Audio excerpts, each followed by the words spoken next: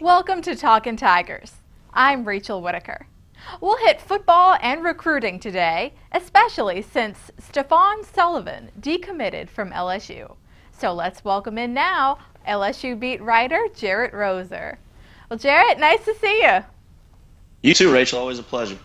Well, let's start with a hot topic, the impact of Donaldsonville receiver Stephon Sullivan withdrawing his verbal commitment.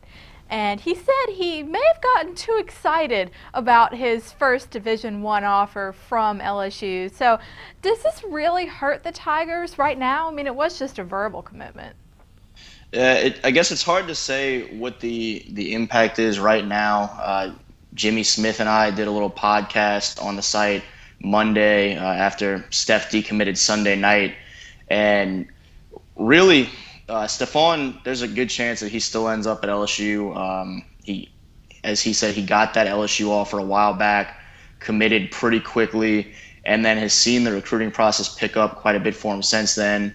A couple schools that he has had interest in for quite some time, TCU and Mississippi State, both just offered a couple weeks ago.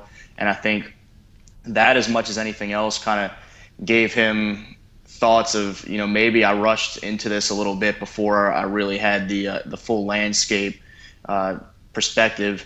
And so he said LSU, still a favorite.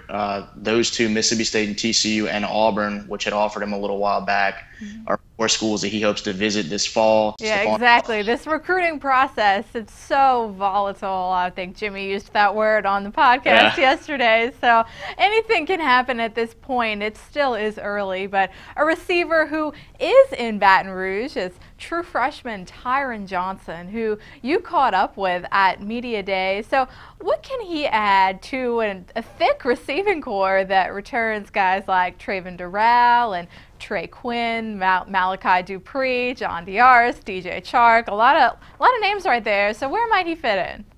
Exactly. Tyron Johnson was the headline guy last year for a fantastic Warren Easton receiving core, and he's come to LSU now, and without being asked about, I guess, accepting sort of a complimentary role, talking to him on Sunday, he mentioned that his role, he's been excited about what he's been able to do so far in practice and the scrimmages, but that it's been more of a complimentary role around some of those guys. And he's certainly as talented as any freshman wide receiver could be coming in this year. But he and Jazz Ferguson, actually, the West Feliciana product, I think have both had pretty nice fall camps, and both just add that much more depth. I think we'll see both probably in notable spots this fall. But there's a lot of guys that whoever ends up being the quarterback on any given snap is going to have some options this fall.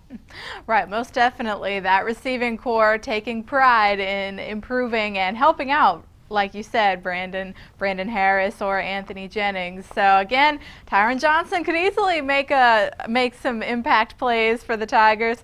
Les Miles and company would not turn that down, that's for sure. Well, Jerit, thanks a lot. Appreciate it. Yeah, thank you, Rachel. And thanks again for watching, everyone.